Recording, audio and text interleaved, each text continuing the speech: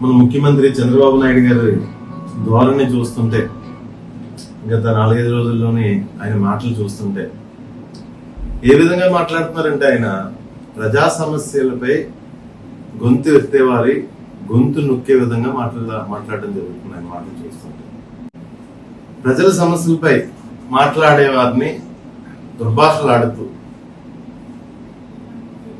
ఆయన ముఖ్యమంత్రి స్థాయిలో ఉండి మనకి నోట్లో పలకలేని మాటలు బొక్క అని ఈ టైపు వ్యాఖ్యానాలు చేస్తూ ప్రజా సమస్యలపై గొంతెత్తే వారిని దూషిస్తూ, లేదు సోషల్ మీడియా మీద ప్రత్యేకమైన చట్టాలు చేస్తాం, మేమందరూ ఒక మంత్రులు సబ్ కమిటీ ఏర్పాటు చేసి ఈ రాష్ట్రంలో ఉన్న ప్రతిపక్షాల గొంతు నొక్కుతాం, ఈ రాష్ట్రంలో ఉన్న రైతుల గొంతు నొక్కుతాం, ఈ రాష్ట్రంలో ఉన్న వికలాంగుల గొంతు నొక్కుతాం, ఈ రాష్ట్రంలో ఉన్న విద్యార్థుల గొంతు నొక్కుతాం అన్న ధోరణి చంద్రబాబు నాయుడు గారి మాటల్లో కనపడుతుంది. ఆయన మాట్లాడుతూ ఏం మాట్లాడుతున్నారంటే, వికలాంగుల్ని దొంగలతో పోలుస్తున్నారు. యూరియా కోసం మాట్లాడే రైతుల్ని కూడా వాళ్ళకి ఒక పార్టీ అంటగట్టి, లేదంటే యూరియా కోసం లైన్లో ఉన్న రైతులను కూడా వారి మంత్రులతో వీళ్ళు ఏదో బఫే భోజనాల కోసం చేస్తున్నారని చెప్పేసి ఏదో వాళ్ళని వెటకారం చేయడం, రకరకాల విధానాలు ఆయన పాటిస్తున్న తీరు మనం చూస్తున్నాం. ఈరోజు రాష్ట్రంలో రైతులందరూ యూరియా దొరక్క అల్లాడిపోతున్న పరిస్థితి మరి ఈరోజు మన రాష్ట్రంలో చూస్తున్నాం. దాన్ని డైవర్ట్ చేయడం కోసం చంద్రబాబు నాయుడు గారి మాటలు, దాన్ని ప్రశ్నించే రైతుల్ని, లేకపోతే పక్కదారి పడుతున్న యూరియా లారీలు పట్టుకున్న రైతుల్ని వాళ్ళకి ఒక పార్టీ అంటగట్టడం. యూరియా పక్కదారి పడుతుంటే రైతులు పట్టుకుంటే, అంటే విజిలెన్స్ కానీ గవర్నమెంట్ కానీ చేయవలసిన పని డ్యూటీ రైతులు చేస్తుంటే వారికి ఒక పార్టీ అంటగట్టడం. అయ్యా చంద్రబాబు నాయుడు గారు, రైతుల్లో తెలుగుదేశం వారు ఉంటారు, బీజేపీ వారు ఉంటారు, జనసేన వారు ఉంటారు, వైఎస్ఆర్సీపీ వారు ఉంటారు, అందరూ ఉంటారు రైతుల్లోని. కానీ వారికి ఒక పార్టీ, లేదంటే వారిని ఒక అసాంఘిక శక్తుల్లాగా మాట్లాడడం సమంజసం కాదని చెప్పేసి నేను మాట్లాడుతున్నాను. ఎందుకంటే మీరు మాట్లాడుతున్నారు మిమ్మల్ని ప్రశ్నించే వాళ్ళ గురించి ఏదో ఫేక్ న్యూస్లని, ఆఖరికి గౌరవ ప్రతిపక్ష నాయకుడు పెట్టిన పోస్ట్ కూడా ఫేక్ అని చెప్పేసి మీరు మాట్లాడడం చూస్తుంటే నాకు చాలా మనసు కలిసివేసే విధంగా ఉంది. ఎందుకంటే మీకన్నా ఫేక్ న్యూస్ ఫ్యాక్టరీలు నడిపే వాళ్ళు ఎవ్వరూ ఉండరు ఈ రాష్ట్రంలో. పూర్వం హైదరాబాద్ లో ఎన్టీఆర్ భవన్ ని రకరకాల రాజకీయ కార్యకలాపాలకు ఉమ్మడి రాష్ట్రంలో ఉపయోగించేవారు. కానీ ఈ రోజు ఎన్టీఆర్ భవన్ లో మీరు నడిపేది ఫేక్ న్యూస్ ఫ్యాక్టరీయా చంద్రబాబు నాయుడు గారు? ఈ రాష్ట్రంలో ప్రజలు ఎవరికి తెలియదు అనుకుంటున్నారా? మీరు ఫేక్ యూట్యూబ్ ఛానల్స్ కానీ, ఫేక్ న్యూస్లు కానీ, ఫేక్ ఎల్లో మీడియా ఛానల్స్ కానీ మీ గురించి పనిచేసేవి. ప్రజల పక్షాన గొంతెత్తే వారి మీద మీకు ఎందుకు అంత ఇబ్బంది, ఎందుకు అంత నియంతృత్వ ధోరణి? మీ నియంతృత్వ ధోరణి చూస్తుంటే సామాన్యులు భయపడే పరిస్థితిలో ఉన్నారు. ఎందుకంటే ప్రతిపక్షాలుగా ప్రజల తరపున పోరాటం చేసి మేము అసలు పట్టించుకునే పరిస్థితి లేదు, మీ నియంతృత్వ ధోరణి పట్టించుకునే పరిస్థితి లేదు, మీ రెడ్ బుక్స్ పట్టించుకునే పరిస్థితి లేదు, మీరు పెట్టే కేసులకి భయపడే పరిస్థితి లేదు ప్రతిపక్ష పార్టీ నాయకులుగా మేము. కానీ మిమ్మల్ని చూస్తుంటే ఒకందుకు నాకు జాలి కూడా వేస్తుంది. ఎందుకంటే మీలో ఉన్న హిట్లర్, లేకపోతే ముస్సోల్ని, లేదంటే మీలో ఉన్న మానసిక వైకల్యం కానీ పరాకాష్ఠకి, అంటే పిచ్చి పరాకాష్ఠకి చేరిందంటారు కదా, పరాకాష్ఠకి చేరి పరిస్థితి నేను చూస్తున్నాను ఈ మధ్యకాలంలో. ముఖ్యంగా రైతుల పట్ల మీరు వ్యవహరించే తీరు.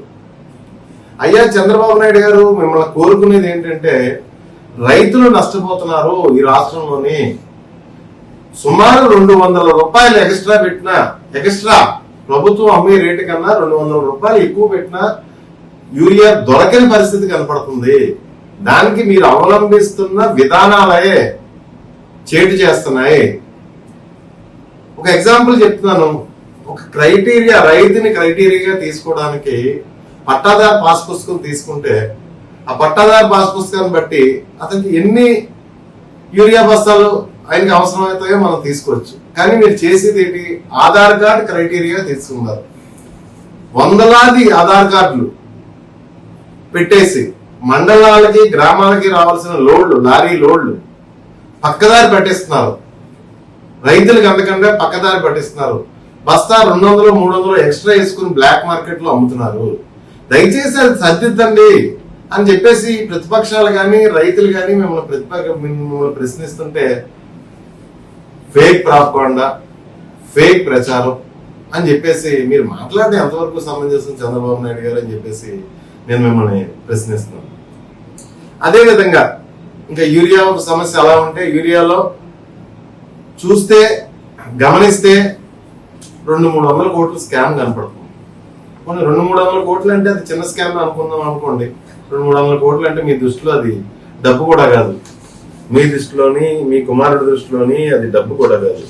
ఆరోగ్యశ్రీ మరి రాష్ట్రంలో 14 నెలలు బట్టి, అంటే మీ కూటమి అధికారంలోకి వచ్చిన తర్వాత ఈ రాష్ట్రంలో ప్రజలు కానీ రోగులు కానీ వైద్యం కావాల్సిన పరిస్థితి ఏ విధంగా ఉందో ఒకసారి మీరు గమనించారా? ఆస్తులు అమ్ముకునే పరిస్థితి వచ్చింది.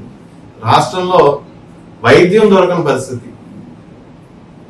రాష్ట్ర ప్రజలకి కార్పొరేట్ వైద్యం దొరకని పరిస్థితి, లేదా నెట్వర్క్ హాస్పిటల్లో వైద్యం చెయ్యని పరిస్థితి. ఆరోగ్యశ్రీ నెట్వర్క్ హాస్పిటల్లో సుమారు 3,700 కోట్లు చిల్లరే బకాయిలు మీరు ఆరోగ్యశ్రీ నెట్వర్క్ హాస్పిటల్కి బకాయిలు పెట్టడంలో వాళ్ళు వైద్యం చేయట్లేదు. ఆరోగ్యశ్రీ కింద పేద ప్రజలకి వాళ్ళు ఆస్తులు అమ్ముకోవడం, లేకపోతే వాళ్ళ దగ్గర నగ నట్ర అమ్ముకోవడం చేసుకుని వైద్యం చేయించుకునే పరిస్థితి, లేదా ఆ స్తోమత లేని వాళ్ళు ప్రాణం పోతున్న పరిస్థితి 14 నెలల నుంచి మనం చూస్తూనే ఉన్నాం.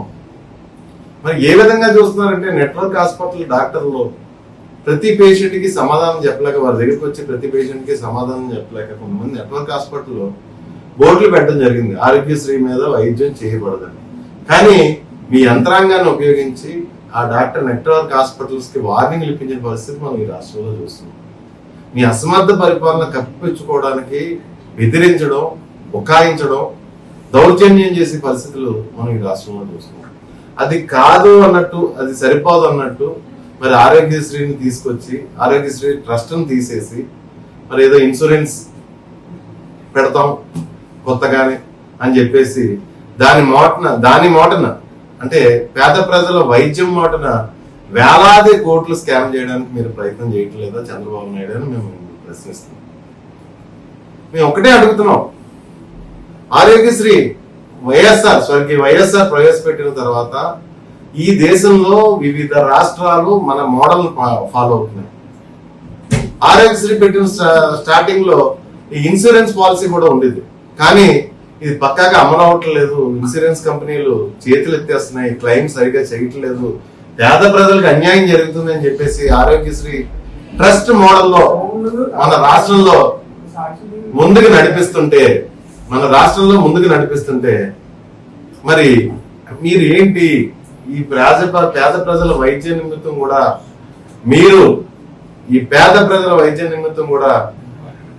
మీరు ఈ విధంగా మీరు ఉపయోగించుకోవడం బాగాలేదు. పేద ప్రజల విద్యని మీరు స్కాముల కింద ఉపయోగించుకోవడం కరెక్ట్ గా లేదని చెప్పేసి నేను భావిస్తున్నాను.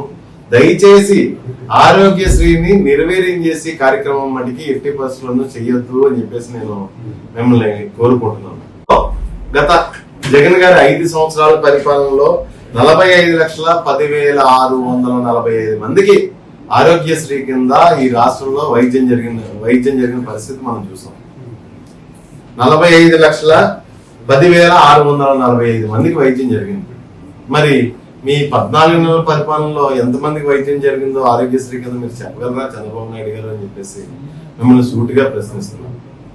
ఈ రాష్ట్రంలో విద్యా వ్యవస్థను కానీ, వైద్య వ్యవస్థను కానీ, లేకపోతే రైతులకు సబ్సిడీ మీద అందే ఎరువులు కానీ, యూరియా కానీ, డిఏపి కానీ ప్రతిదీ మీరు వ్యాపారం కింద చేస్తుంటే మీరు ఈ రాష్ట్ర ప్రజలకు ఏమైనా హామీ ఇచ్చి మీరు అధికారంలోకి వచ్చారు?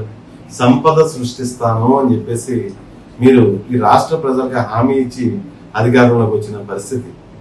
కానీ ఆల్రెడీ ఈ రాష్ట్రంలో ఉన్న సంపద, పేద ప్రజల సంపద 17 మెడికల్ కాలేజీలు, చరిత్రలో కని విని ఎరిగిన రీతిలో జగన్మోహన్ రెడ్డి గారు 17 మెడికల్ కాలేజీలు కడితే కన్స్ట్రక్ట్ చేసి అందులో 5 మెడికల్ కాలేజీలు స్టార్ట్ చేస్తే మీరు అవి ప్రైవేట్ కి పీపీపీ మోడ్ లో ప్రైవేట్ కి మీ మనుషులకి అమ్మేసుకునే పరిస్థితి, స్కామ్ ద్వారా అమ్మేసుకునే పరిస్థితి ఈ రాష్ట్ర ప్రజలు చూస్తున్నారు. మీరు సంపద సృష్టించలేదు సరికదా, ఈ రాష్ట్ర ప్రజల సంపదని అమ్మేసి పరిస్థితి మీరు ప్రైవేట్ పబ్లిక్ పార్ట్నర్షిప్ లో పీపీపీ మోడ్ లో అమ్మేసి పరిస్థితి మనం ఈ 4-5 రోజులు బట్టి ఈ రాష్ట్ర ప్రజలు చూస్తున్నారు. దాన్ని మళ్ళీ మీ దగ్గర ఉన్న ఎల్లో మీడియా ద్వారా మీకున్న మీడియా ద్వారా కవర్ చేసి పరిస్థితి కనపడుతుంది. దయచేసి మీరు ఈ రాష్ట్రంలో ప్రజలను తప్పుదోవ పట్టించకుండా జగన్ గారు తెచ్చిన 17 మెడికల్ కాలేజీలని ఆ విధంగానే ఉంచి, ఎందుకంటే మీరు ఒక్క మెడికల్ కాలేజ్ మీరు తేలేదు, ఈ 17 మెడికల్ కాలేజీలను ఆ విధంగానే ఉంచి ఈ రాష్ట్ర ప్రజలు మంచి కోరవలసిందని కోరుకుంటూ, అదే విధంగా మరొకసారి యూరియా గురించి మరీ తెలియజేసుకుంటున్నాము. మీరు ఆధార్ కార్డులు బేస్ గా పెట్టుకుని యూరియా పంపిణీ చేస్తే ఈ రాష్ట్రంలో యూరియా స్కామ్ కింద జరిగిపోతుంది. దయచేసి ఆధార్ కార్డులు క్రైటీరియాగా తీసుకోకండి. ఎందుకంటే వందలాది ఆధార్ కార్డులు సంపాదించి యూరియాని లోడ్లు ఎత్తుకుపోవడం పెద్ద సమస్య కాదు, అది గంటల్లో పని. వందలాది ఆధార్ కార్డులు గ్యాదర్ చేయడం అన్నది గంటల్లో పని, యూరియా పక్కదారి పట్టిస్తుంది. దయచేసి రైతులు పాస్ పుస్తకాలు క్రైటీరియాగా తీసుకుని ప్రతి రైతుకి ఎంత అవసరం పడుతుంది, ఎన్ని ఎకరాలు రైతు సాగు చేస్తున్నాడో ఎంత అవసరం పడుతుంది అని చూసుకుని రైతులు పాస్ పుస్తకాలు క్రైటీరియాగా తీసుకుని యూరియా పంచవలసిందిగా కోరుతున్నాము. ఎందుకంటే ఈ రాష్ట్ర రైతులు తీవ్ర ఇబ్బందుల్లో ఉన్నారు. కనీసం 200 నుంచి 300 ఎక్స్ట్రా పెడితే గానీ యూరియా దొరకని పరిస్థితి ఈ రాష్ట్ర రైతాంగానికి ఏర్పడింది. దయచేసి ఈ రాష్ట్రంలో రైతులను ఆదుకోండి, ఆరోగ్యశ్రీ ద్వారా రోగులను ఆదుకోండి, రాష్ట్ర ప్రజలను ఆదుకోండి. అదే విధంగా హాస్పిటల్లో పీపీపీ మోడ్ లో తీసుకెళ్లకుండా హాస్పిటల్తో దయచేసి జగన్ గారు సమకూర్చిన 17 హాస్పిటల్, ఈ రాష్ట్రానికి 17 హాస్పిటల్ సమకూర్చిన ఆస్తి మెడికల్ కాలేజీలకు సంబంధించి మీరు ప్రజల్ని ఏ పరిస్థితుల్లోని మోసం చేయకుండా దయచేసి వారి ఆస్తి వారికి ఉంచండి. ఎంతగాని మీ తాబేదారులకి మీ మనుషులకి కట్టబెట్టకండి. జగన్ గారు ఈ రాష్ట్ర ప్రజలకి సంపాదించి పెట్టిన ఆస్తులు మీ తాబేదారులకి కట్టబెట్టకండి. ఎందుకంటే ఎంత బరి తెగించేశారంటే ఈ రోజు మెడికల్ కాలేజీలు ప్రైవేట్ పరం చేసేస్తున్నారు. రేపు జగన్ గారు కట్టిన పోర్టులు ఆల్రెడీ మీరు మార్కెటింగ్ చేసుకుంటున్నారు. మీ హయాంలో ఇన్నిసార్లు ముఖ్యమంత్రిగా చేసిన ఒక పోర్టు కానీ ఒక మెడికల్ కాలేజ్ కానీ మీరు తేని పరిస్థితి. ఆల్రెడీ మెడికల్ కాలేజ్ బేరం పెట్టేశారని మీరే చెప్తున్నారు. ఫ్యూచర్ లో పోర్టులు కూడా అదే పని చేస్తారేమో అని భయంగా ఉంది మాకు. ఏదన్నా నేను ప్రశ్నిస్తుంటే మా గొంతు నొక్కేసి పరిస్థితి, ఫేక్ ప్రచారాలు ఫేక్ మాటలు అని చెప్పేసి మాట్లాడే పరిస్థితి మీ నోట వెంట వింటున్నాం. మీరు ఈ రాష్ట్ర ప్రజల మంచిని కాంక్షించేవారైతే, ఈ రాష్ట్ర ప్రజల మంచిని కోరుకునేవారైతే రైతుల పట్ల, ఈ రాష్ట్రంలో ఉన్న రోగుల పట్ల, అదేవిధంగా ఈ రాష్ట్రంలో ఉన్న విద్యార్థుల పట్ల మీ మంచి మనసు చాటుకుని సరైన రీతిలో పరిపాలన చేయాలని కోరుకుంటూ, ఎందుకంటే మీ పరిపాలన హిట్లర్ పరిపాలన ఉంది, రెడ్ బుక్ పరిపాలన నడుస్తుంది, హిట్లర్ పరిపాలన ఉంది. సరైన రీతిలో మీరు పరిపాలన చేయాలని కోరుకుంటూ, అంటే యాక్చువల్ గా ఈ దేశంలో మన దేశంలో ఆధ్యాత్మికవేత్తలకు కానీ రాజకీయ నాయకులకు కానీ సినిమా హీరోలకు కానీ బ్లైండ్ ఫాలోవర్స్ ఉంటారు. వాళ్ళు చెప్పిన మాటలు ఫాలో అవడానికి ప్రయత్నం చేస్తారు వారి ఫాలోవర్స్. మరి ఆ స్థాయిలో ఉన్న వాళ్ళు బాధ్యతాయుతంగా మాట్లాడడం మంచిది అని చెప్పి నేను భావిస్తున్నాను. ఎందుకంటే ఆ రకంగా మరి ఆయుధ పూజ చేసి మహిళలు పిల్లలు ఆయుధాలు పట్టుకోవాలని చెప్పేసి మాట్లాడడం బాధ్యతాయుతమైన మాటలు కాదు. ఒకవేళ నా పిల్లలే కనుక అలా కానీ పట్టుకుంటే మేము తీవ్ర మానసిక క్షోభకు గురవుతాం. మరి దయచేసి రాష్ట్రంలో ఉన్న తల్లిదండ్రులు కానీ లేకపోతే వారు కానీ ఒక్కొక్కసారి పునరాలోచించుకుని ప్రజలను ఆ విధంగా ఆయన స్పీచ్లతో మోటివేట్ చేయడం మానేయాలని చెప్పేసి కోరుకుంటున్నాను. పాడేరు పులివెందుల్లో మెడికల్ సీట్ల విషయంలో అంటే పులివెందులనే ఒక డిఫరెంట్ కాన్సెప్ట్. ఎందుకంటే పులివెందుల అన్నది జగన్ గారి నియోజకవర్గం కాబట్టి జనరల్ గా ఆ నియోజకవర్గంలో ప్రజల మీద ఆయనకి పగ ఉంటది చంద్రబాబు నాయుడు గారికి. ఎందుకంటే ఆయన మనస్తత్వం ఈ రాష్ట్ర ప్రజలందరికీ నేను ముఖ్యమంత్రిని, ఈ రాష్ట్ర ప్రజలందరూ నా ప్రజలు అనుకునే మనస్తత్వం చంద్రబాబు నాయుడు గారికి కాదు. నాకు ఓటు వేసిన వాళ్ళే నా మనుషులు, నాకు ఓటు వేసిన వాళ్ళు నాకు పగవాళ్ళు అని, లేదంటే పేద ప్రజల విషయంలో కూడా అతనికి ఒక వేరియేషన్స్ చూపిస్తుంటారు. డెఫినెట్ గా పులివెందుల్లో మరి ఎక్కడా ఎరగని విధంగా చూసాం మనం. మరి ఇతర రాష్ట్రాల్లో మాకు ఇన్ని మెడికల్ సీట్లు కావాలా, ఇన్ని మెడికల్ సీట్లు కావాలని చెప్పేసి సెంట్రల్ గవర్నమెంట్ చుట్టూ తిరిగే పరిస్థితి మనం చూస్తున్నాం. మరి మన రాష్ట్రానికి కేటాయించిన సీట్లు మాకు వద్దు అని చెప్పేసి లెటర్ రాయడం అన్నది ఇంకెక్కడ ఈ దేశంలో ఏ ముఖ్యమంత్రి చేయని పని. అదే విధంగా పాడేరు వచ్చేసరికి ఎస్టీస్, షెడ్యూల్డ్ ట్రైబ్, దళితులు, వెనకబడిన వర్గాలు ఉంటారు. మరి ఆ పిల్లలు చదువుకుంటే ఈయనకు వచ్చిన కష్టం ఏంటో నాకు అర్థం కావట్లేదు. మరి దాన్ని కూడా 50 సీట్లు కుదించేశారు. పాడేరు హాస్పిటల్ కూడా 50 సీట్లకి కుదించేసిన పరిస్థితి. మరి దళితులు గాని వెనకబడిన వర్గ పిల్లలు గాని చదువుకునే పరిస్థితి ఉండకూడదా చంద్రబాబు నాయుడు గారు? మరి ఈ రోజు మనం చూసుకుంటే ఒక మెడికల్ సీట్ కొనుక్కోవాలంటే ప్రైవేట్ వైద్య కళాశాలలో 1.5 కొన్ని కాలేజీలు అయితే పెద్ద పెద్ద కాలేజీలు అయితే 2 కోట్లు ఉన్న పరిస్థితి కూడా మనం చూసాం. పెద్ద కాలేజీలు అయితే మరి పేద ప్రజల కోసం 17 మెడికల్ కాలేజీలు తీసుకొస్తే మాకు ఈ సీట్లు అవసరం లేదని చెప్పేసి లెటర్లు రాయడం, ఆ కాలేజీలను పీపీపీ మోడ్ లో అమ్మేయడం, మరి ఆరోగ్యశ్రీ లేకుండా మళ్ళీ ఇన్సూరెన్స్ అన్నట్టు ఏదో తీసి బోటకం చేసి ప్రజల్ని బాధలు పెట్టడం కరెక్ట్ కాదని చెప్పేసి నేను భావిస్తున్నాను.